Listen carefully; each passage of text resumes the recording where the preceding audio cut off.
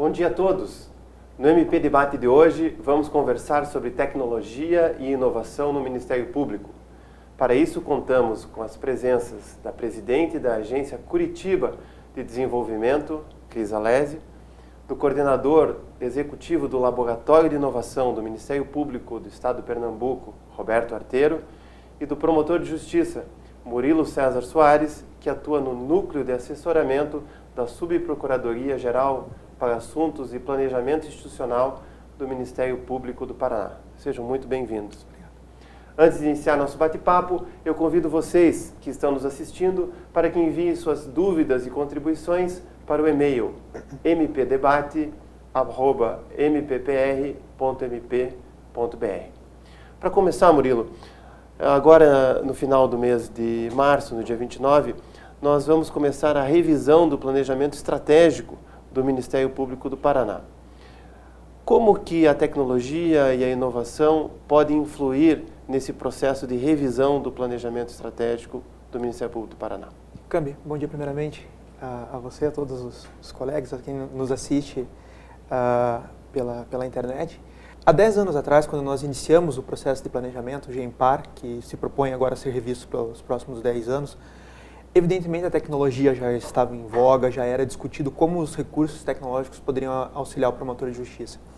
Mas o processo eletrônico, o uso de ferramentas que permitissem, por exemplo, um condensamento de informações, o cruzamento de informações por meio de aprendizagem de máquina, de inteligência artificial, ainda eram muito incipientes. Nesses últimos 10 anos, a sociedade passou por uma completa revolução e a aceleração da mudança das profissões, da mudança da relevância das instituições, ela nos chama muita atenção.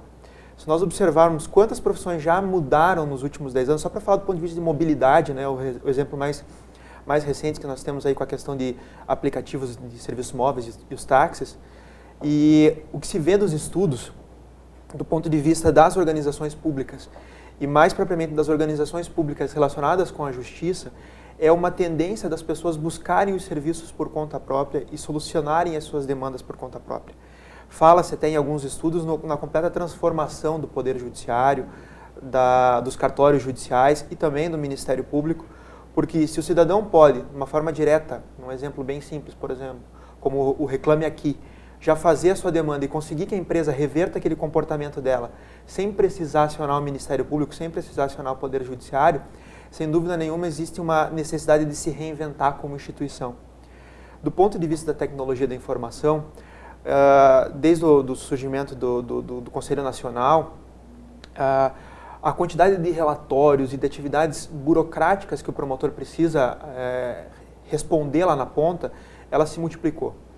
Então, o trabalho do promotor de justiça, que se voltava preponderantemente à sua atuação funcional, propriamente dita, finalística, ela foi ganhando contornos, e não que isso não seja necessário, é fundamental ter esses relatórios, ter essas informações, mas se elas continuarem sendo feitas do ponto de vista manual, sem o aporte da tecnologia de informação, nós retiramos do promotor a capacidade de exercer a sua melhor competência, aquilo que ele tem mais talento para fazer, que é a promoção da justiça, que é a aproximação dos serviços públicos da sociedade.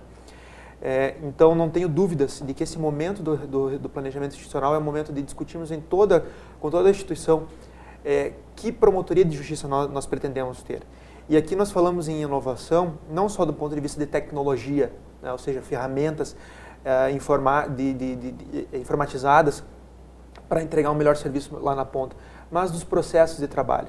O que nós pretendemos uma promotoria de consumidor, o que nós pretendemos uma promotoria de saúde pública, o que nós pretendemos uma promotoria que atue na promoção do patrimônio público, na área de prevenção e combate à criminalidade, enfim, na promoção da criança e adolescente, do idoso, da pessoa com deficiência, do meio ambiente.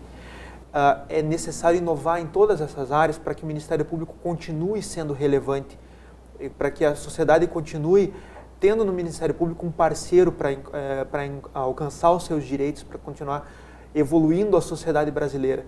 Então, há uma completa necessidade de renovação do nosso papel. E o que nós conclamamos os promotores de justiça e os membros, os servidores, os integrantes do Ministério Público de uma forma geral, é que possam participar de todo esse processo de planejamento. Por isso a ideia dos encontros regionais, de a gente fazer uma discussão bastante abrangente com os colegas e que envolva tanto tecnologia, do ponto de vista de trazer mais recursos de tecnologia, mais ferramentas, mas também inovação. E quando se fala de inovação, não só inovação tecnológica, mas também inovação no processo de trabalho. Cris, o Murilo falou dos desafios que a gente tem, das mudanças muito rápidas. E como você vê, como você enxerga esses desafios para a implantação de processos de inovação nas cidades, nas empresas e em especial no setor público? Bom dia a todos, a quem está assistindo pela internet. Eu acho que quando a gente fala de inovação, a gente precisa entender e separar algumas coisas, né? Quando a inovação ela está sim ligada à tecnologia, mas ela não é apenas a tecnologia.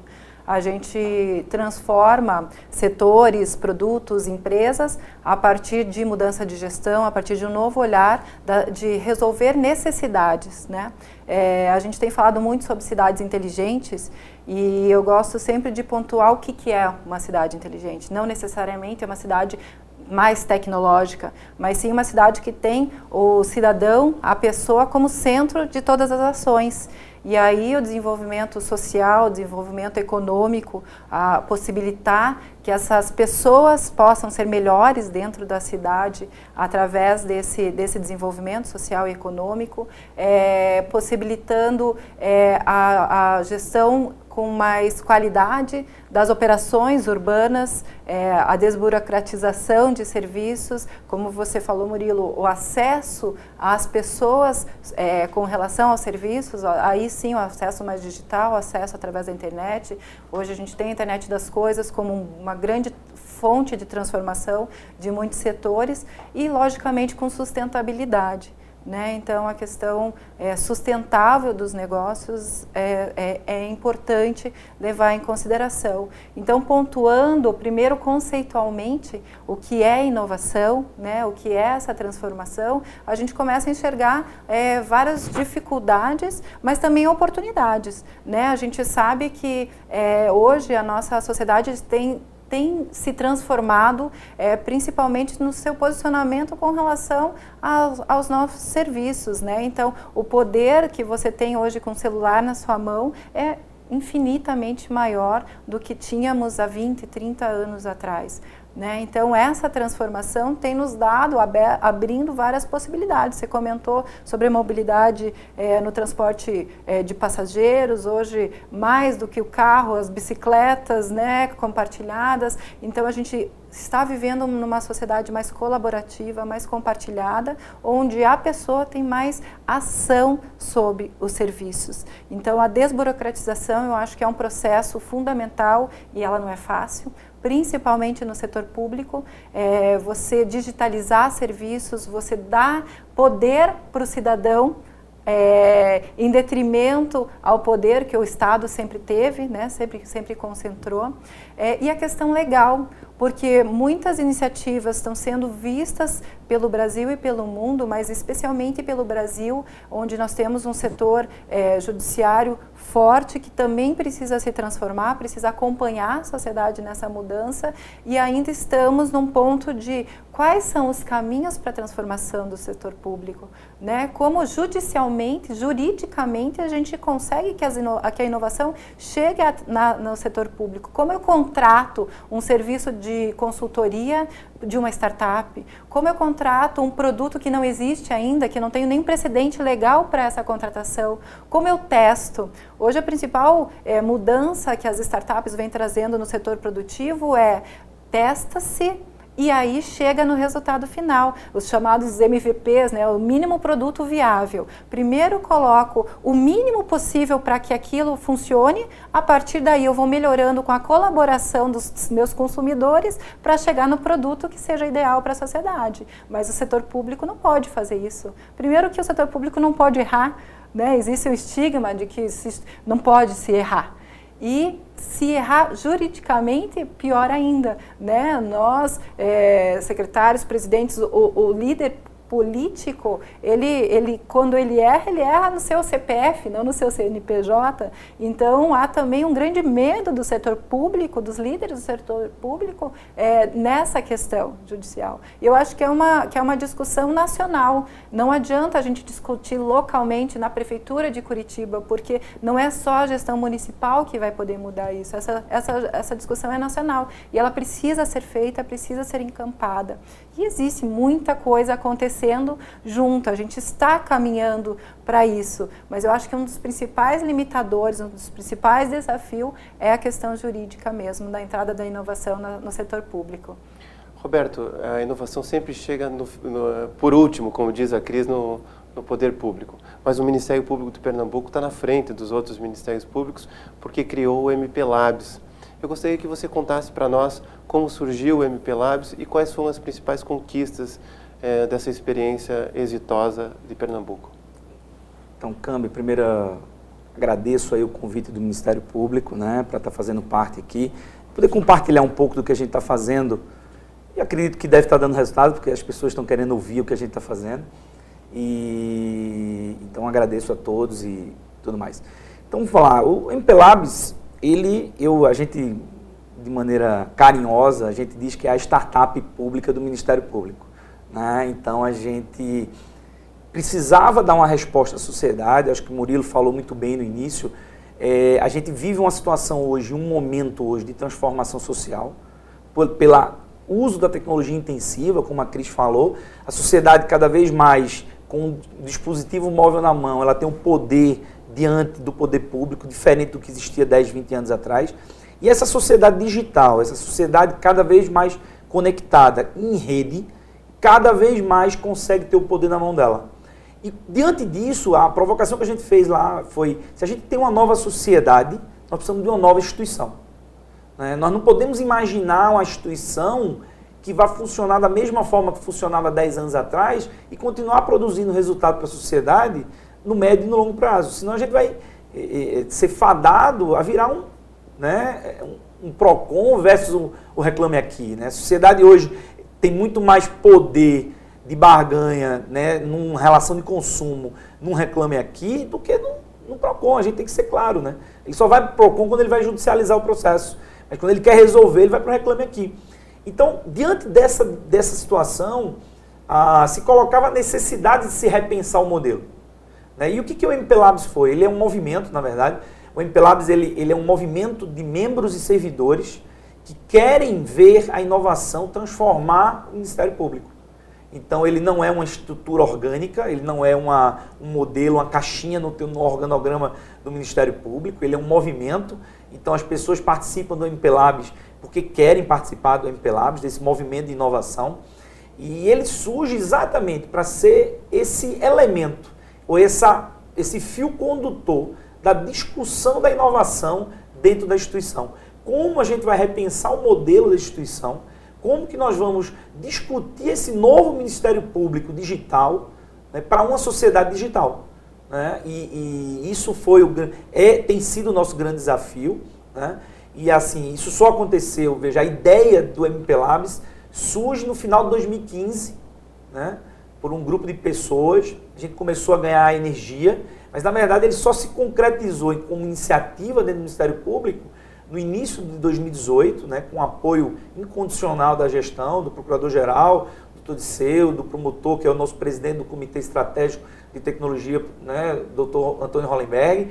Então, eles efetivamente encamparam, e o apoio também financeiro do secretário-geral, Dr. Alexandre Bezerra. Então, eles encamparam, enquanto gestores da instituição, a ideia de repensar a instituição através de um modelo inovador de repensar. Se a gente pensar assim, você me perguntou quais as conquistas que o MP Labs deu. A gente tem um ano agora de funcionamento, eu não vou dizer formal, porque formalmente ele foi criado minimamente em julho do ano passado, então tem 6 meses, 8 meses, né? Então muito pouco tempo. Mas assim, enquanto iniciativa ele tem um ano de existência, mas ele já produziu conquistas. A gente já teve um grande ciclo de inovação que se encerrou, a gente produziu soluções inovadoras com a participação de mais de 60 pessoas envolvidas dentro do Ministério Público. Né?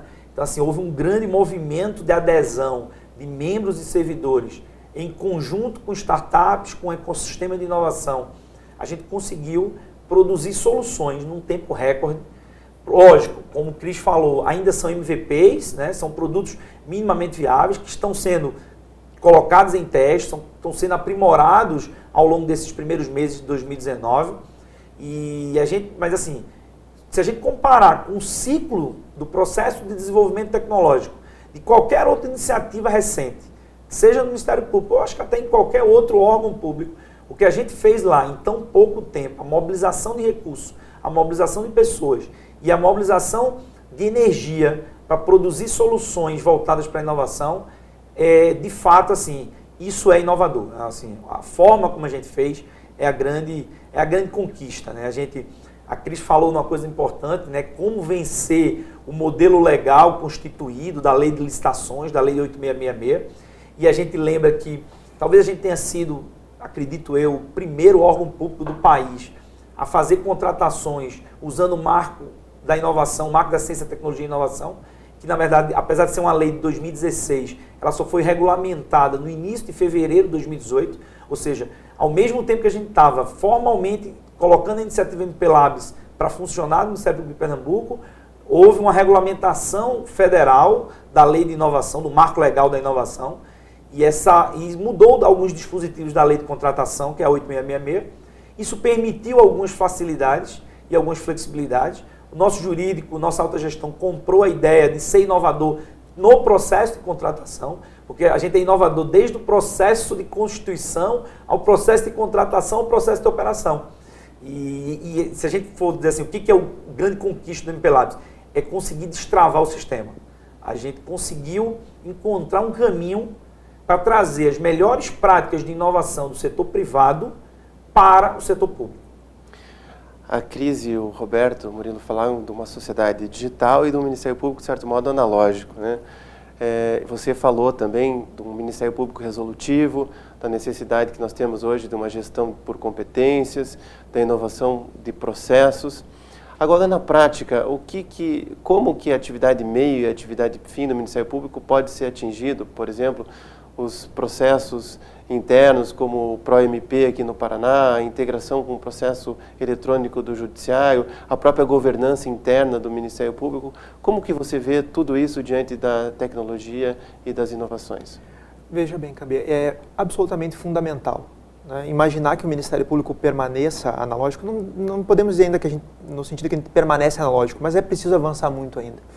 Se nós olharmos há 2 ou 3 anos atrás, o promotor ainda preenchia o relatório de atividade funcional manualmente. Era exigido que ele fosse lá e preenchesse cada atividade que ele fez no mês, enfim, do ponto de vista completamente manual. Nós evoluímos isso, né, conseguimos colocar essa automatização. O atendimento ao público é o primeiro processo de trabalho do Ministério Público que nós já conseguimos colocar integralmente digital. Então, hoje não há impressão de um papel ou formalização de nenhum auto físico no atendimento ao público. O processo judicial, num trabalho feito a várias mãos, envolvendo Tribunal de Justiça, Ministério Público, Defensoria Pública, OAB, Secretaria de Segurança Pública, nós conseguimos colocar todo o processo criminal já do ponto de vista digital e estamos iniciando a implantação já do inquérito policial eletrônico, que foi colocado com sucesso no litoral, claro. São pilotos, serão feitos, obviamente, melhorias, ajustes, e agora começaremos já na segunda-feira, no dia 25, em toda a região metropolitana de Curitiba, Foro Central, Foros Regionais e mais 3 comarcas que ficam próximas da região metropolitana, a implantação do inquérito policial eletrônico, que também é uma nova ferramenta de trabalho do promotor de justiça diretamente com o uso da tecnologia e que revoluciona o processo de trabalho do ponto de vista de investigação. Então ele traz não só uma ferramenta de tecnologia para trocar o papel pelo digital, mas ele inova no processo. Eu acabo, por exemplo, com a questão da baixa e da carga dos inquéritos policiais, que hoje consome 15% da energia do Ministério Público.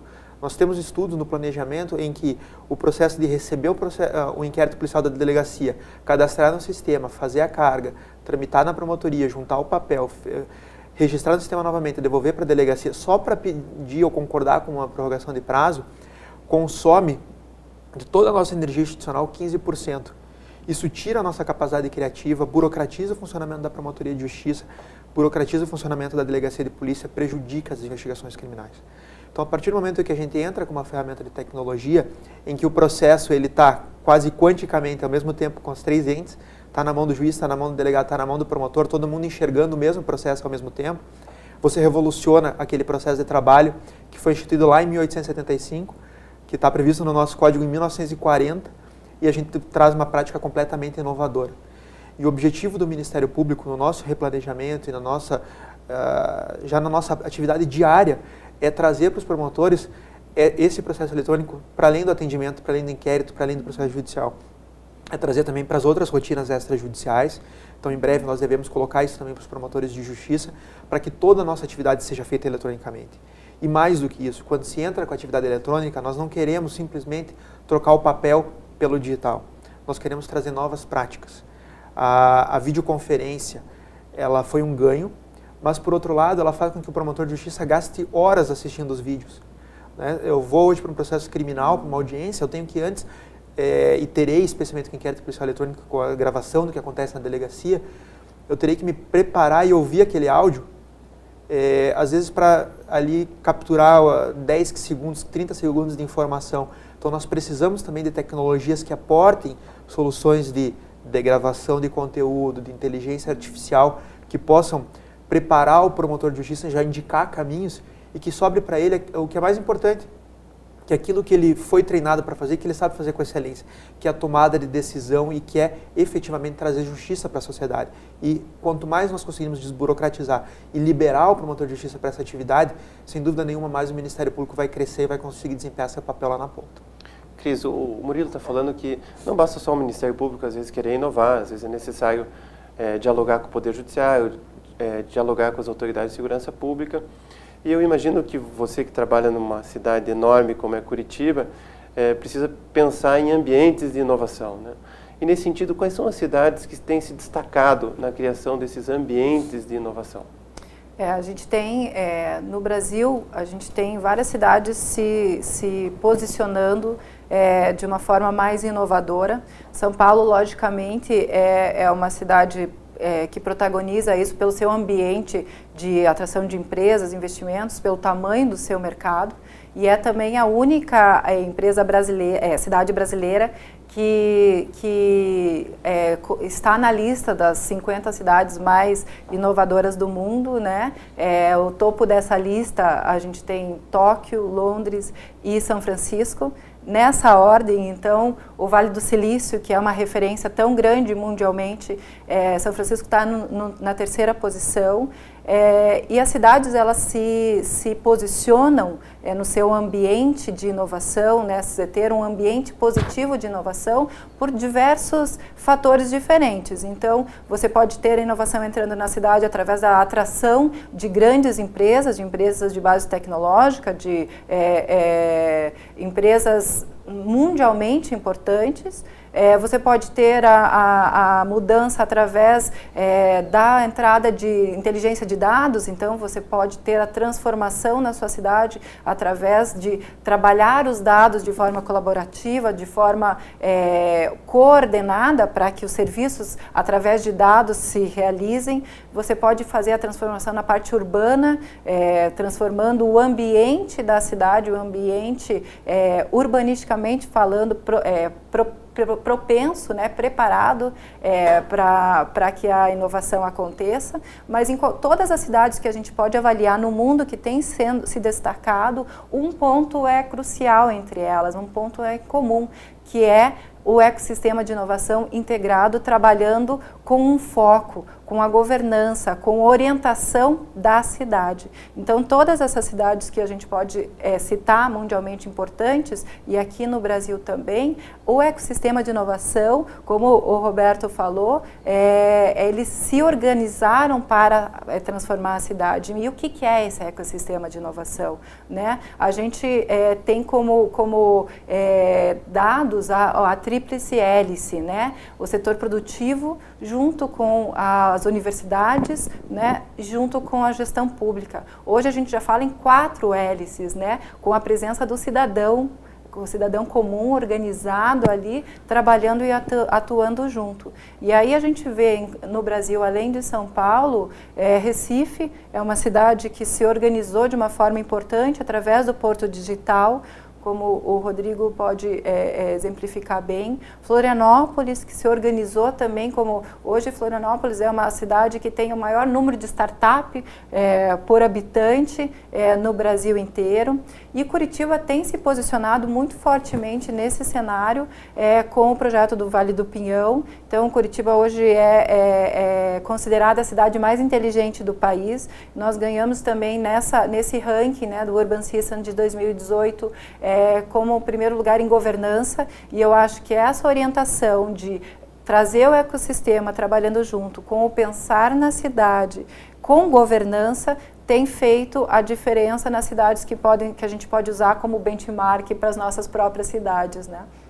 Roberto, existem vários modelos de implantação de programas de inovação no setor privado, nas cidades, mas eu gostaria que você comentasse quais são esses modelos no setor público, em especial no Ministério Público, e o que seria o Open Innovation, que modelo seria esse, e, enfim, dizendo quais são os prós e os contras de cada um desses modelos. O que acontece? Quando as organizações, de maneira geral, sejam elas públicas ou privadas, elas precisam inovar, a primeira grande questão é como fazer isso, né? Como que eu saio do meu modelo que eu estou hoje para um novo modelo de operação, de negócio ou de processos, e como fazer isso através de um processo inovador, de um modelo de inovação. Ao longo dos anos, as iniciativas privadas, o mundo aprendeu formas de fazer isso. Primeira tentativa foi a tentativa mais óbvia, né? Se eu tenho uma organização, eu vou juntar ali um conjunto de mentes diferenciadas dentro da minha organização, crio uma área, um departamento de inovação, crio naquela área lá, coloco aquelas mentes lá e delego àquelas pessoas o poder ou o papel da inovação. Isso se mostrou ineficaz ao longo da história, né? Porque as pessoas que estavam fora daquela área diziam assim, não é comigo, então é com eles, então a inovação não é comigo. E na hora que você está falando de inovação institucional, inovação dentro das organizações, isso é um processo de transformação completa da organização. Se a gente não imaginar que todas as pessoas vão ser afetadas, são partes interessadas na inovação, ela já vai nascer como uma iniciativa fracassada. Esse foi o primeiro modelo que o mundo saiu. O segundo modelo, quando as organizações começaram a perceber que startups estavam surgindo e mudando modelos, mudando regras de funcionamento da sociedade, e enfrentando os seus modelos de negócio ou de funcionamento, quando a gente fala de serviços públicos, né, a segunda grande onda da inovação, ela saiu do quê? As organizações constituídas iam para o mercado comprar startups, né, e trazer para dentro do seu ambiente, do seu ecossistema privado ou público e tal. Então ela agregava ali startups ao seu modelo e dizia, não, eu comprei meia dúzia de startups, agora eu sou inovador, então agora eu vou fazer inovação, porque agora eu tenho um conjunto de startups que vão trabalhar para fazer a transformação da organização. E mais uma vez isso se mostrou talvez não o melhor modelo. Por quê? Porque na hora que você compra um conjunto de startups, o que é uma startup, né? Uma startup não é uma empresa, não é uma CNPJ. A startup é um processo flexível de trabalho de um conjunto de pessoas, né? Então, se você, quando traz para dentro da tua organização, você muda os processos, você coloca uma camada de compliance forte, você coloca uma camada de controle forte, né? Depois você perde pessoas, porque quando você traz uma startup para dentro de uma organização, invariavelmente algumas pessoas não se adequam àquele modelo e elas vão embora. Então você perdeu as duas coisas que fazem parte da essência de uma startup. Processo de trabalho flexível, ágil, junto com pessoas diferenciadas. Então, esse modelo também não se mostrou o melhor modelo. E aí surge, né, o que você perguntou na sua complementação, o que é a inovação aberta? O processo de inovação aberta no mundo, ele surge como uma solução para essa lógica, né? Essa lógica de como fazer inovação, o mundo percebeu que não adiantava eu ir lá e comprar, nem adiantava eu montar um departamento de inovação. Eu precisava me associar com o ecossistema de inovação, eu precisava criar uma parceria com esse modelo constituído das dos parques tecnológicos, dos modelos de inovação, dos ecossistemas de inovação e fazer com que os meus problemas pudessem ser resolvidos por aquelas organizações que queriam e enxergavam naquele problema a possibilidade de construção de um produto e de um negócio. Então, o conceito da inovação aberta é um modelo de ganha-ganha, é um modelo onde a organização e a instituição que quer inovar através de um modelo de inovação aberta, ela apresenta para o ecossistema quais são os seus problemas, quais são os seus desafios institucionais. Como o Murilo comentou no início, né, o Murilo comentou muito bem sobre um desafio que os promotores têm de fazer o tratamento, né, e a busca de informação qualificada dentro de um processo que foi gravado, uma audiência, por exemplo, que foi gravada em vídeo e áudio. E aí o promotor ficava lá horas e fica horas e horas e horas vendo aquele áudio, assistindo aquele, né, vendo o vídeo e assistindo o áudio, para capturar lá 30, 40 segundos de informação. E veja que ele não está querendo um texto. Não adianta apenas degravar a informação. Eu preciso ser capaz de buscar semanticamente a informação. Eu preciso ser capaz de correlacionar informações. Eu preciso ser capaz de identificar e buscar informação qualificada. E essa informação qualificada não é necessariamente apenas o áudio. Porque na hora que uma testemunha está falando, você tem uma análise de sentimento. Será que a pessoa está nervosa? Será que ela falou, né? Será que ela está ansiosa? Qual que é o tipo de sentimento que está envolvido?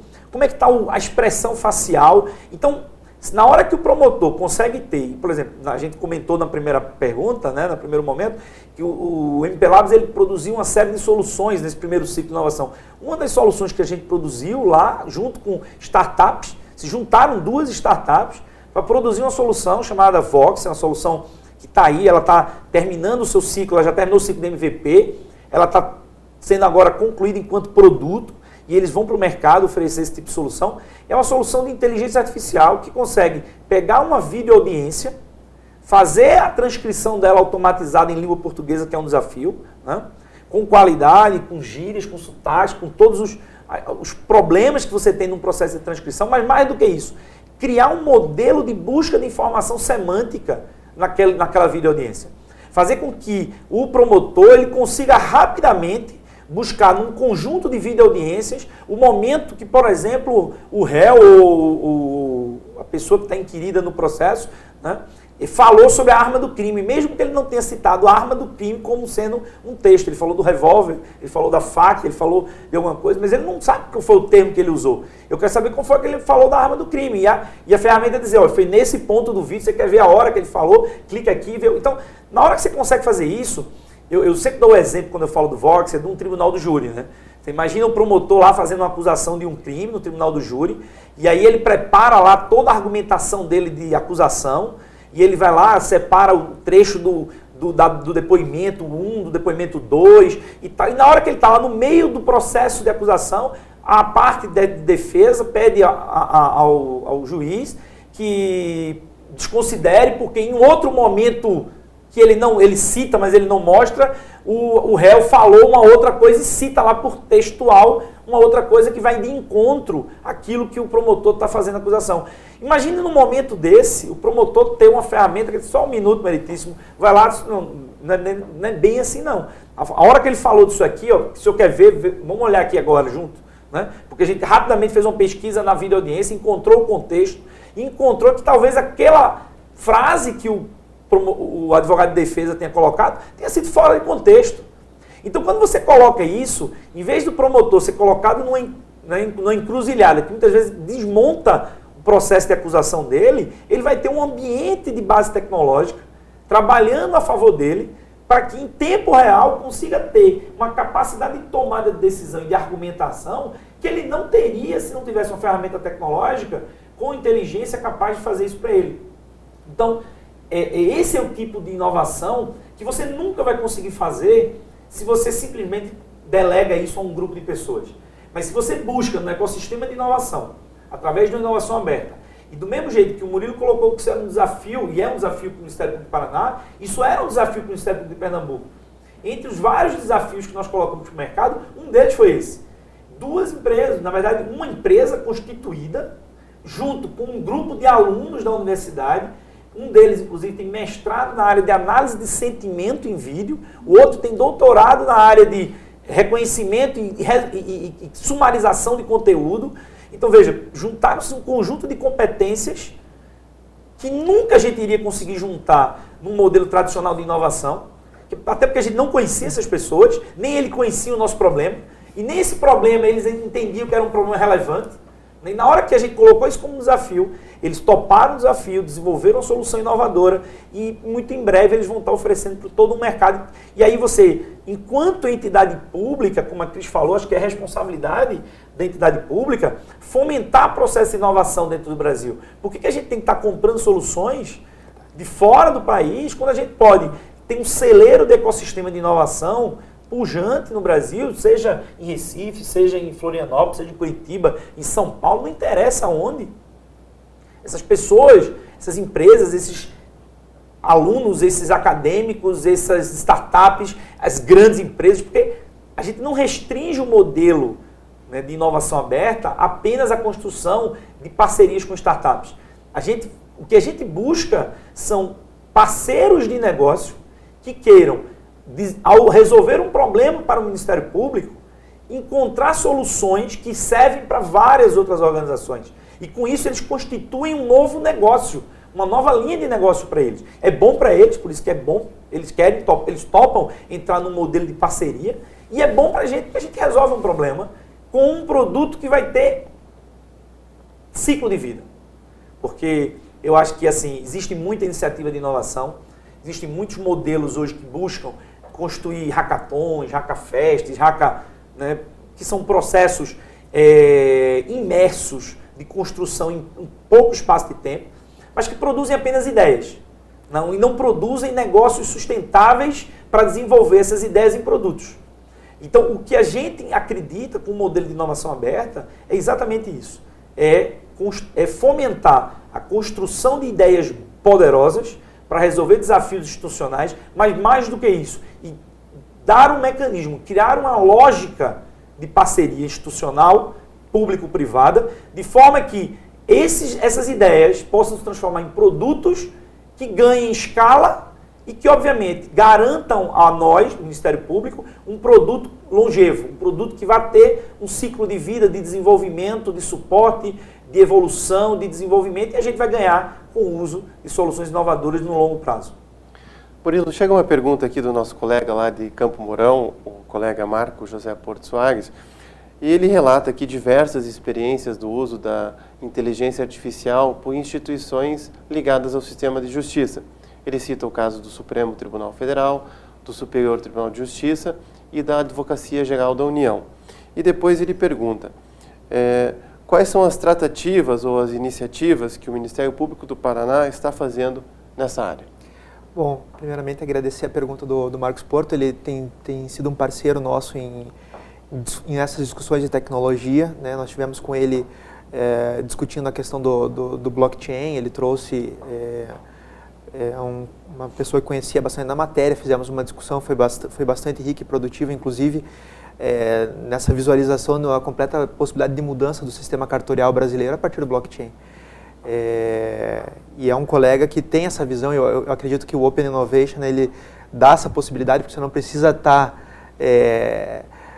num departamento fixo, determinado para fazer inovação, para partilhar inovação e para partilhar ideias.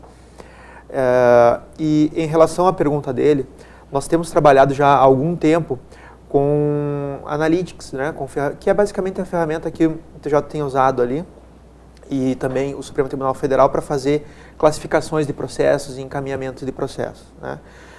Que desafio que nós temos hoje? É evoluir da Analytics, né, da geração de relatórios, da geração de informação útil para a inteligência artificial.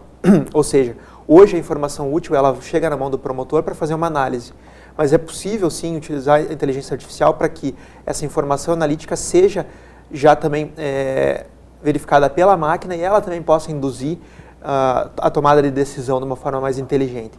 Exemplifico. Nós temos, por exemplo, a captura de todos os dados que os promotores produzem no Estado do ponto de vista do RAF, né? Ou seja, quantas ações foram ajuizadas, em quais matérias, em quais áreas de atuação. Correlacionamos isso com o ProJude para trazer para o Ministério Público se aquela sentença tem sido favorável ou desfavorável ao MP, se há recurso, se no segundo grau nós ganhamos ou perdemos. Todo esse conjunto informacional nós já coletamos e temos enviado relatórios mensais para os promotores em que eles conseguem controlar o seu acervo, verificar qual é a tendência da sua promotoria de justiça, qual a matéria que ele atua mais, enfim. Isso já permite uma relação gerencial. O Supremo Tribunal Federal, quando traz uma ferramenta que possa fazer a classificação dos processos e classificá-los por temas, ele tem uma condição, por exemplo, de endereçar centenas, milhares de processos que atravancam os tribunais porque eles têm precedentes semelhantes, né? Então é uma iniciativa extremamente interessante. Como o Ministério Público pode aliar isso? Se nós tivermos uma ferramenta de inteligência que possa apontar para o promotor, por exemplo, do patrimônio público, como é o caso do Marcos lá de Campo Mourão, possa apontar para o colega, olha, hoje você instaurou um inquérito civil sobre essa temática. Nessa temática, o Tribunal de Justiça do Paraná costuma decidir dessa forma, o teu juiz, que hoje está na tua vara de fazenda pública da tua comarca, costuma decidir dessa forma. Então, se você ajuizar uma ação, você tem tantos % de chance de ganhar ou perder essa ação. Mas, se você fizer um TAC, você pode ceder aqui ou em determinados pontos, de acordo com o que é possível, e resolver isso. Então, ele fazendo aí, sim, entra a excelência do promotor de justiça do ponto de vista da sua competência de patrimônio público. É interessante para a sociedade que esse gestor público já cumpra a sanção imediatamente, ou é interessante para o Ministério Público que a gente tente uma sanção mais grave que vai tramitar 4 ou 5 anos. Essa avaliação que ele precisa fazer, e essa avaliação é difícil que ela seja substituída por máquina. Então, basicamente, a inteligência artificial entraria como um aliado do promotor de justiça para, a partir dos dados informacionais e da inteligência artificial, fazer uma análise preditiva, uma análise de cenário, e aí ele vai trazer a expertise dele como promotor de justiça para a tomada de decisão. Temos nos aliado e buscado parcerias, como o Arteiro bem coloca, a Cris também colocou, sem você fazer uma mudança no processo legislativo para você permitir contratação de produtos que ainda não existem, de você trazer startup, isso é muito difícil de avançar. Mas nós estamos no caminho, buscando essa forma de inovação aberta para que a gente possa entregar esse resultado para o promotor lá na ponta. Cris, quando a gente pensa em inovação e tecnologia, a primeira coisa que vem na nossa cabeça é o Vale do Silício. Você já falou dele, falou de São Francisco. Recentemente estive lá e você anda pela cidade, você respira a tecnologia.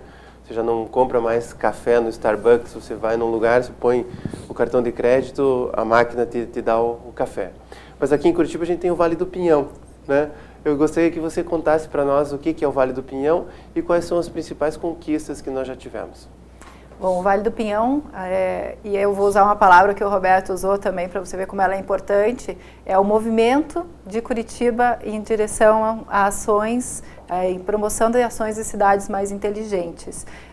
E é legal a gente ter falado a mesma palavra de movimento para a gente perceber como é importante a presença do ecossistema articulado com governança e trabalhando juntos pela cidade, porque, como eu já expliquei, o conceito de cidade inteligente, ela não se faz sozinha, né?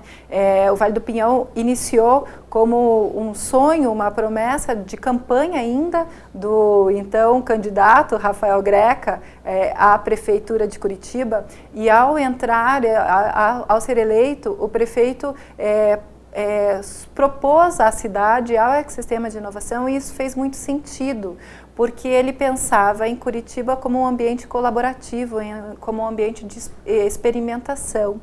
E ele só foi, o Vale do Pinhão, esse movimento só foi crescendo ao longo desses últimos 2 anos, né? Então ele começou em 2017, ele só foi crescendo nos últimos 2 anos, com 5 pilares estruturantes, porque a gente tem certeza que a multidisciplinaridade faz parte desse trabalho. Então, você integrar pensamentos sobre saúde, sobre educação, sobre tecnologia, sobre a questão financeira, jurídica da cidade, isso trabalhando junto que faz a diferença. Então, a educação empreendedora é um ponto fundamental para o projeto, porque você precisa preparar as empresas, as startups, os empresários, as empresas de base tecnológica ou não, para viver esse novo modelo né, esse modelo, como o Murilo falou, de mudança de conceitos que as empresas, que o mundo vem trazendo, né, que as empresas vêm trazendo para o mundo e o mundo vem trazendo para as empresas, é uma troca.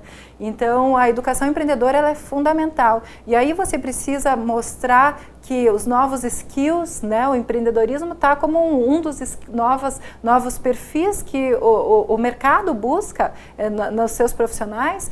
Você precisa trazer isso desde a educação infantil. Então, quando a gente transforma os nossos faróis do saber, que foram as primeiras lan houses públicas do Brasil lá nos anos 90, nos primeiros espaços makers para as crianças poderem solucionar seus problemas locais ligados à educação pública, à educação municipal, nesses espaços colaborativos de transformação de cultura maker, você está colocando na cabeça dessas crianças que daqui talvez 10 anos, 15 anos, as profissões que elas vão estar entrando no mercado para exercer ainda não existem, mas não tem problema, porque elas sabem solucionar problemas. E esse é o ponto principal da transformação da nossa sociedade hoje. Então, a educação empreendedora ela tem que partir, e parte aqui em Curitiba, desde a educação infantil até o desenho de negócios de empresas já consolidadas, né? Empresas convencionais nos procuram dizendo, tá, e como é que essas startups estão fazendo?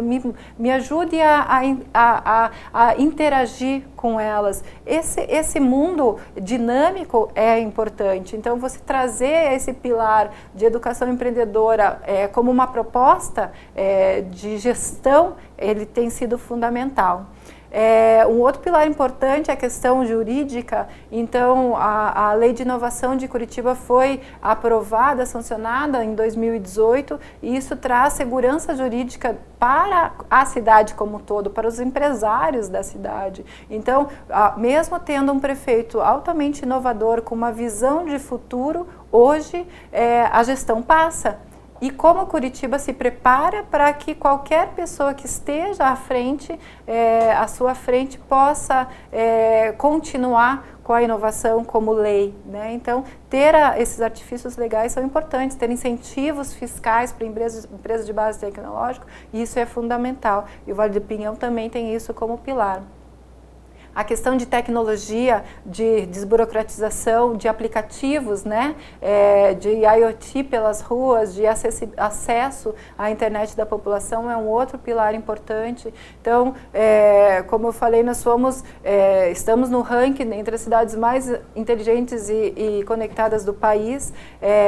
Tivemos o nosso aplicativo da área de saúde, o Saúde Já, como ganhando prêmio de inovação latino-americana de transformação digital, quer dizer, você colocar a questão da saúde na mão do cidadão, né, em forma de aplicativo. Você está preparado para isso. Agora, no mês de março e abril, nós lançamos mais 3 aplicativos para a cidade, um 56 em forma de aplicativo para facilitar a conversa do cidadão com a gestão pública, com a relação de serviços, o aplicativo do Nota Curitibana e um aplicativo único, agregador de todos os serviços da Prefeitura, que é o Curitiba App. Então, o Vale do Pinhão tem transformado o cenário da cidade, e como o ecossistema de inovação é tão importante para essa transformação, essa articulação desse ecossistema com essa governança tem sido também uma ponte de transformação. Então, a gente tem trabalhado nessa articulação com muitos eventos, com muitas palestras e com reuniões sistemáticas mensais de governança com essas entidades, sendo das universidades, do setor produtivo, da sociedade civil organizada, participando e de vários órgãos juntos da gestão pública. Então, esses ganhos reais de reconhecimento nacional e internacional de Curitiba, ela vem nos mostrando que o Vale do Pinhão é algo que Curitiba precisava e que a forma como a gente vem transformando isso em realidade para a cidade tem sido efetiva. Murilo, a inovação muitas vezes esbarra nas questões jurídicas. Nós temos uma lei de inovação, que é uma lei recente, que precisa ser implementada. Quais são os principais desafios, as parcerias e as estratégias para colocar em prática essa lei de inovação? Cami, a grande complexidade que a gente tem em tecnologia de informação é conseguir, falando do setor público, é conseguir fazer uma contratação efetiva que atenda a necessidade lá na ponta, e falando do Ministério Público, atenda a necessidade dos promotores de justiça, das promotorias de justiça, enfim, do Ministério Público de uma forma geral. Como a Cris falou, vários serviços que a gente precisa não existem, não foram feitos ou não estão customizados para as necessidades do Ministério Público. Então, seguindo a lei de licitações da forma tradicional, antes da entrada dessa modificação da lei de inovação e do decreto regulamentador dela, o que nós teríamos que fazer? Abrir um termo de referência, colocar lá os requisitos do sistema, das funcionalidades daquilo que nós desejávamos da aplicação, abrir isso para concorrência e, vindo uma empresa, ficaríamos obrigados a contratar e, enfim, faríamos o aceite. Que complexidade que isso traz? A primeira, ninguém se inscrever naquele termo de referência porque não atende o requisito, ou o que é até pior, uma empresa vir e falar, não, eu consigo fazer para você.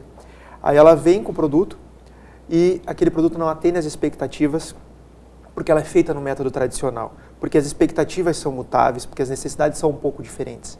Então, como o Arteiro bem colocava aqui, toda a complexidade que é um processo de degravação numa videoconferência para atender a necessidade do promotor. Se eu abro um termo de referência e coloco lá, quero uma degravação, o produto vai vir exatamente naquele aspecto, degravação.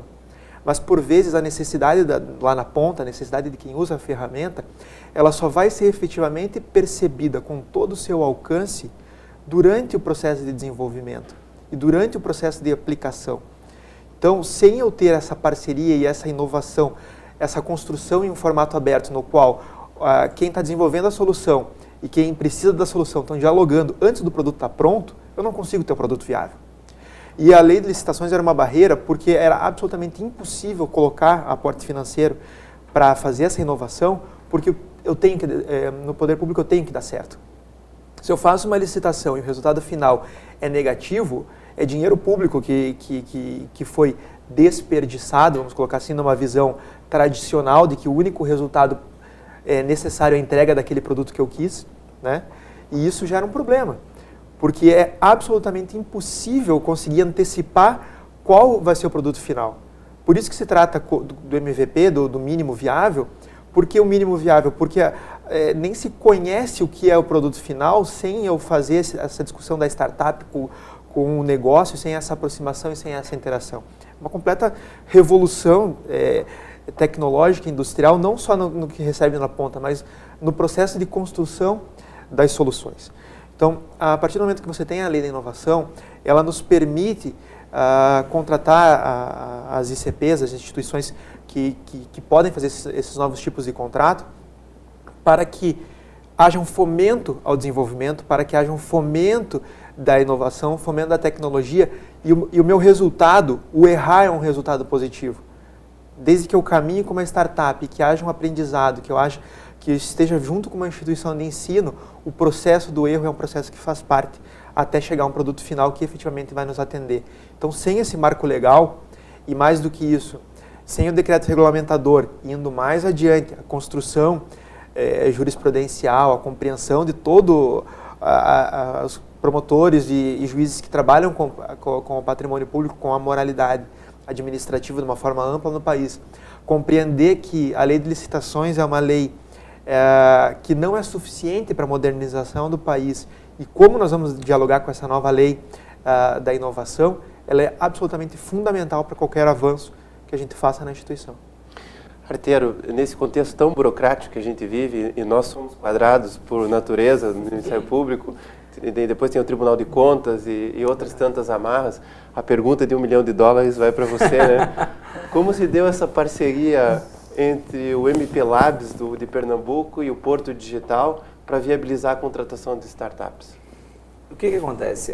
Primeiro, o que é o Porto Digital, né? Eu acho que, como a Cris falou, do Vale do Pinhão e tal, o Porto Digital é uma iniciativa que surgiu há mais de 20 anos, né, na região de Recife, sendo um modelo na época triple hélice, então, ou seja, juntava a academia, que a gente tinha um polo de desenvolvimento de pessoas muito forte, que era a Universidade Federal de Pernambuco, no Centro de Informática.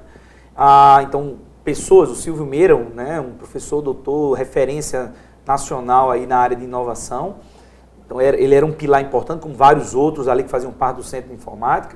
Você tinha o governo, né, com um modelo de governança pública, então você tinha na época o então secretário de Ciência e Tecnologia, Cláudio Marinho, que era um grande apoiador do processo. Você tinha o governo do Estado, você tinha a iniciativa privada, o setor produtivo. Então, o Softex, na época, a CESPRO, que era a Associação das Empresas de Software, começavam a se organizar enquanto organização das empresas de produção de software no país. E naquele momento, há 20 anos atrás, um pouco mais de 20 anos atrás, surge a ideia de construir um modelo de governança compartilhada e colaborativa de um modelo de gestão da inovação no Estado, né, e na cidade. Então, o Porto Digital ele surge como uma organização social privada, juridicamente ela é uma OS privada, então ela, como organização social, ela é implementadora de políticas públicas, e como sendo uma OS na área de inovação e tecnologia, hoje ela é um dos grandes pilares de execução da política pública de inovação há mais de 20 anos dentro do Estado de Pernambuco. Então, pra você ter ideia, hoje o Porto Digital, ele é, na verdade, se você pensar do ponto de vista jurídico, enquanto organização social, ele tem um núcleo de gestão. Esse núcleo de gestão ele faz a governança. No Conselho de Administração do Porto está lá um assento da Prefeitura, o assento do Governo do Estado, o assento da Academia, o assento das empresas. Então, o assento dos elementos essenciais, né, para compor os processos decisórios em termos de implementação de políticas de inovação. Então, isso tudo deu ao Porto a capacidade de articulação, né, e de implementação que tornou hoje talvez um dos principais parques tecnológicos urbanos do país, talvez um dos principais em termos de quantitativo, em termos de formato, talvez uma referência internacional. Então hoje, pra você ter ideia, o Porto Digital ele tem mais de quase 400 empresas de todos os portes, empresas de startups de 3, 4 pessoas, até empresas de algumas milhares de pessoas, né? Então, empresas multinacionais estão lá, então você tem grandes organizações, como você tem centros de pesquisa e inovação da Fiat Chrysler, da Accenture e da IBM, né? Como tem o CESA, que foi constituído localmente, uma parceria da universidade com o mercado. Você tem empresas minúsculas e tem empresas altamente proeminentes surgindo do modelo de startup de incubação. Então, essas quase 400 empresas têm hoje quase 10 mil profissionais trabalhando na área de tecnologia dentro de um espaço geográfico, né, relativamente dentro da cidade, urbano, dentro do antigo porto, daí o nome Porto Digital. Então, esses 20 anos produziram um ecossistema de inovação conectado. Então, o Porto Digital ele não é um silo de desenvolvimento tecnológico. Ele está conectado com vários outros parques tecnológicos no Brasil e no mundo para produzir soluções integradas e colaborativas para o Brasil e para fora do Brasil. Tem várias empresas do Porto Digital e a grande maioria do faturamento do Porto hoje, que é superior a $1 bilhão anual, são de fornecimento de software e soluções para fora do país, né? Então, é um ecossistema muito pujante. Então, a gente, diante dessa necessidade de fazer inovação aberta, né, de construir um processo de inovação dentro do Ministério Público, o caminho mais óbvio era a gente procurar o Porto Digital e saber do Porto como que a gente fazia, né? E aí, o que acontece? A gente se deparou na época com uma instituição muito competente em fazer inovação para o setor privado, né? Porque esse é o know-how do Porto Digital, as grandes parcerias, os grandes clientes das empresas do Porto está no setor privado e estava aprendendo a fazer isso no setor público. Tinha algumas iniciativas de contratos a nível nacional, com algumas iniciativas públicas, mas a gente talvez tenha sido o primeiro grande case público de fazer a aceleração de uma startup pública, ou seja, de um laboratório de inovação pública, a gente chama o MP Labs de startup, então essa startup MP Labs, e aí a gente começou a conversar com o Porto, né? E quando a gente estava no início dessa conversa, janeiro do ano passado, eles nos apresentaram o novo marco legal, que era uma lei de 2016, né? Final de 2016, mas que ainda não tinha sido regulamentada. E eles nos disseram, no dia que isso aqui for regulamentado, vai destravar a inovação no país, né? E aí a gente começou isso em janeiro, como primeira conversa, fizemos um primeiro evento em parceria com eles no final de fevereiro, e para nossa, né, grata surpresa, e na verdade já era uma coisa prevista, em fevereiro, ou seja, em paralelo ao início do MPLabs, surge o decreto federal que regulamenta a lei, o marco legal da ciência, tecnologia e inovação. Então, esse decreto faz, na verdade, a regulamentação de uma mudança que a lei tinha feito no dispositivo da 8666, que é o artigo 24, que é o artigo que trata das dispensas, né, quais são as prerrogativas de dispensa de licitação. E os institutos de ciência e tecnologias, os famosos ICTs, passaram a estar dentro da lei, da nova redação do artigo 24, com uma possibilidade de fazer contratação direta de institutos de ciência e tecnologia para a produção de inovação por entidade pública.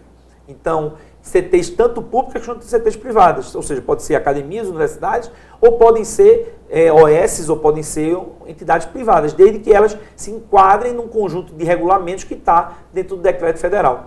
Então, isso permitiu, né, o arcabouço jurídico necessário para a gente começar a fazer o trabalho.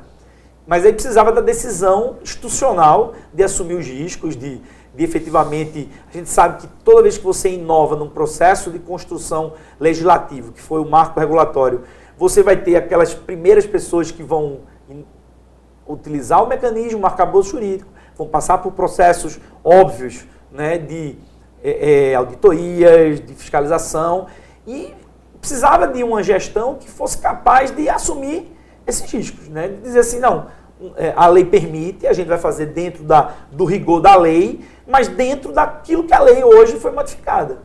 E aí a gente estabeleceu uma parceria com o Porto Digital, que para mim foi fundamental, assim, quando a gente avalia hoje o papel do Porto Digital no sucesso do que está acontecendo no MPLabs, ele é fundamental. Por quê? Porque o próprio processo de inovação aberta foi trazido pelo Porto Digital. Ou seja, eles sabiam fazer inovação aberta, só que eles sabiam fazer isso para o setor privado. E aí a gente, junto a quatro mãos, desenhamos como seria a adaptação desse processo de inovação aberta para o setor público, né? E fizemos isso, rodamos, houve muito aprendizado de ambas as partes. Hoje, com certeza, o Porto Digital está muito mais preparado para fazer inovação aberta dentro do setor público por conta da experiência do MPLabs, né? E a gente está muito mais preparado para fazer outras rodadas de inovação junto com... Então, quando a gente pensa hoje no qual que é o papel do Porto Digital no processo de inovação do MPLabs, ele é, na verdade, o nosso articulador do ecossistema. Aquilo que a Cris falou, né? Eu preciso de uma articulação e de uma governança. O Porto Digital, o núcleo de gestão do Porto Digital, ele é o articulador e a governança desse quase 400, centenas de empresas.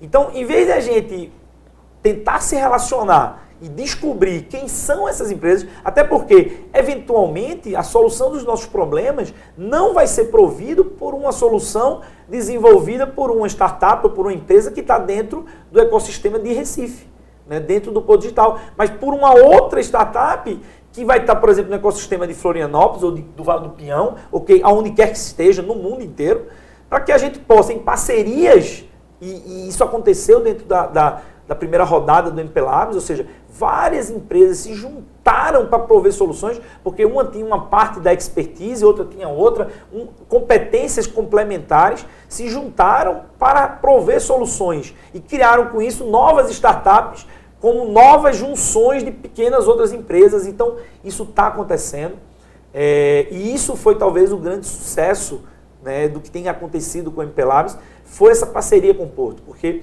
ele até se designa, e a gente achou bastante interessante essa... Você pergunta assim, o que o Porto é? Ele diz, eu sou um conector local de ecossistemas globais. Então, assim, ele tem uma rede de ecossistemas de inovação na qual ele se conecta, formando uma rede de inovação. Tem, inclusive, associações internacionais de parques tecnológicos, na qual o Porto Digital, o último grande encontro dos parques tecnológicos, dessa Associação Internacional de Parques Tecnológicos, aconteceu em Recife, no Porto Digital, ano passado.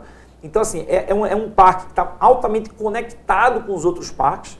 Então, eles buscam a solução para os problemas em qualquer que seja o local. Então, ele é um conector local para o Brasil para conectar outros parques tecnológicos, empresas de qualquer lugar. Tanto que nesta rodada do primeiro ciclo apareceram empresas, startups de São Paulo, Rio de Janeiro, de Florianópolis, para participar do processo do MPLabs. Ou seja, a gente não está fazendo apenas parcerias com empresas locais. Não, na verdade, o que nós queremos é fomentar a construção de negócios que resolvam problemas no Ministério Público e que possam dar sustentabilidade a esse processo de inovação.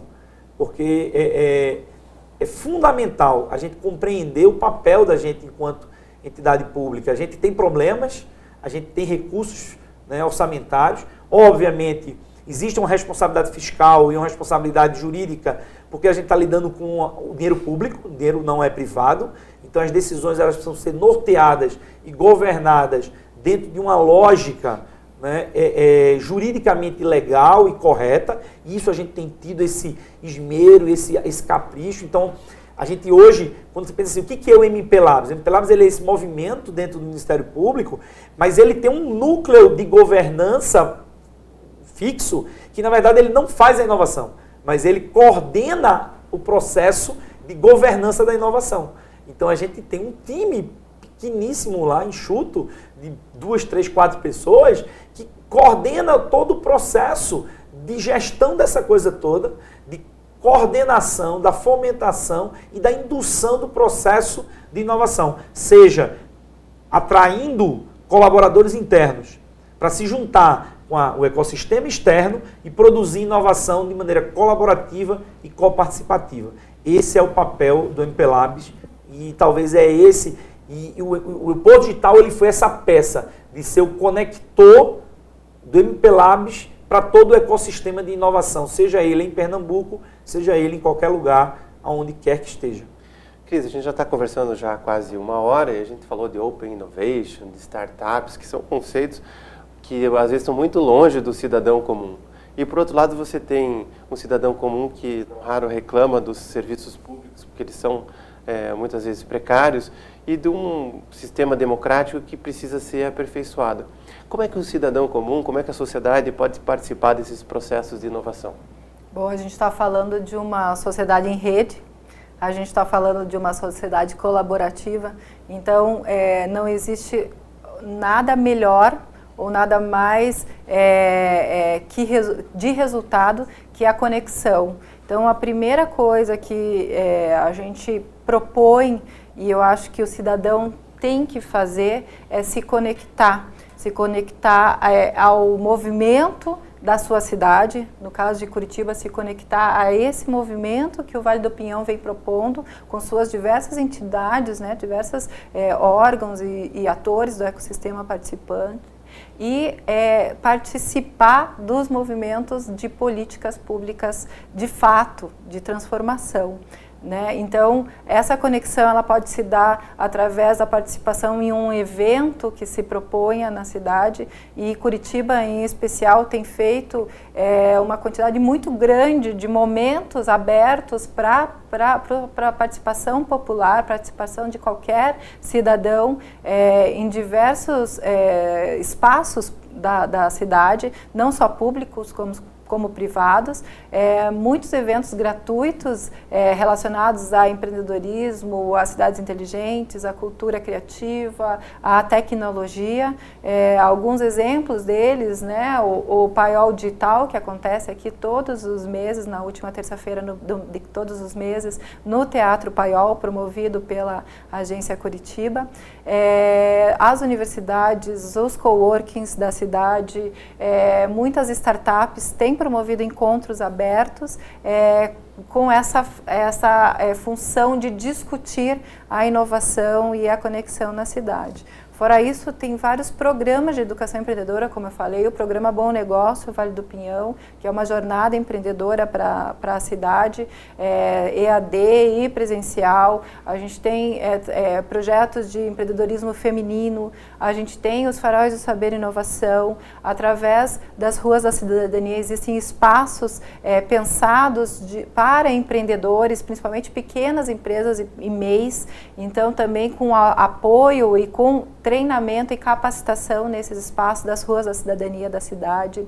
A gente tem os liceus de ofício, que agora estão se transformando em liceus de ofício de inovação, para que possa ter também uma aproximação das novas profissões, né, de profissões também de base tecnológica com as startups, para a gente também conseguir prover mais profissionais preparados para trabalhar nessas empresas que estão fortemente atuando na cidade. Então, eu acho que o primeiro movimento do cidadão é a conexão. A gente vê isso acontecendo todos os dias, que em um evento ou em um curso, uma pessoa encontra outra e ali se resolve um problema de meses, problema da sua empresa, problema do seu negócio, a partir simplesmente por elas estarem lado a lado. Assim acontece com o cidadão, assim acontece com as instituições. Né? Curitiba tem se posicionado nacionalmente, então a gente conta aqui, está realizando, inclusive, iniciando amanhã, 21 e 22, o maior evento de Smart City do mundo, né? O Smart City Expo, no Parque Barigui, então 21 e 22, e a gente quer levar também essa ideia de tecnologia, que às vezes é etérea, como você falou, para o cidadão, para mais próximo, então, nas ruas da cidadania, mas a gente propõe também no aniversário da cidade, que é agora 29 de março, 28, 29 e 30 de março, uma feira de inovação no meio da Rua 15, mais próximo da população do que isso impossível, né? Numa rua tão emblemática para Curitiba. É isso que a gente vai ver no Smart City Expo, estará também no meio da Rua 15 na próxima semana, na semana do aniversário de Curitiba. Então a gente propõe diversas ações e o mais importante é que as pessoas se sintam pertencentes, elas precisam atuar de forma muito próxima das instituições, sejam públicas ou privadas, e elas precisam se conectar. O maior legado que a gente pode deixar aqui nesse caso é a conexão. Para terminar o programa, senão a gente vai ficar falando aqui muito tempo, Arteiro, você falou e a gente concorda que o Estado gere recursos públicos e toda inovação envolve riscos. Queria que você terminasse esse programa dizendo como o Ministério Público de Pernambuco gerencia esses riscos no processo de inovação. O grande desafio, Cambi, e de toda a gestão pública, independente de ser inovação ou não, né, é fazer uma governança adequada. Então, a gente dentro do Ministério Público de Pernambuco tem feito um grande investimento em governança. Né? Então, a gente acabou de ser uma referência na área de governança, não só governança corporativa, mas governança corporativa em tecnologia da informação. Então, a gente hoje constituiu dentro do Ministério Público um modelo de governança. Então, hoje a gente tem comitês, como por exemplo, o Comitê Estratégico de Tecnologia, que avalia riscos, que avalia prazos, projetos, aprova iniciativas. E o que a gente está fazendo nesse momento, para incorporar dentro dessa lógica de governança e gestão rígida, né, do ponto de vista de zelo pela coisa pública, é principalmente a gente está reformulando a nossa política de governança de tecnologia da informação para se transformar numa política de governança de tecnologia e inovação. Então, a nossa PGTI vai se transformar numa política de governança de tecnologia e inovação. O nosso Comitê Estratégico de Tecnologia da Informação está virando Comitê Estratégico de Tecnologia e Inovação. Então, assim, nós estamos fazendo um plano estratégico de tecnologia e inovação. Então, ou seja, a inovação ela passou a ser incorporada e esse movimento está tão forte dentro do processo que o nosso procurador-geral, reconduzido agora, né, doutor Disseu, ele anunciou no seu discurso de posse a criação, né, ainda não foi criado, mas está num processo interno de discussão, da Secretaria de Tecnologia e Inovação. Ou seja, a área de tecnologia ela está incorporada agora ao conceito de inovação e ela vai ser par da Secretaria-Geral dentro do Ministério Público. Ela vai ser uma outra força decisória de gestão, governada pelos comitês. Hoje a gente tem mais de um comitê que governa o processo, fazendo com que a avaliação de risco ela tenha que estar na temática do processo. Então, todo o processo que foi constituído pelo MPLabs passou pela governança de um comitê estratégico, onde você tem representantes e membros que representam a alta gestão. Então, a gente hoje colocou e tem colocado cada vez mais a discussão do risco dentro da pauta dos comitês de governança, porque é fundamentalmente isso que se faz, é assim que se faz governança. né, avaliando o risco e tomando decisões baseado na mitigação e na minimização desses riscos, no aprofundamento dos benefícios, né, no aproveitamento e no aprofundamento dos benefícios, maximizando os recursos dentro das instituições. Eu quero então agradecer a Cris Alesi, o Roberto Ortego e o Murilo por estarem conosco nessa manhã e dizer a vocês que estão assistindo ao nosso programa que participem mandando sugestões e críticas pelo e-mail mpdebate@mppr.mp.br. Muito obrigado e até a próxima.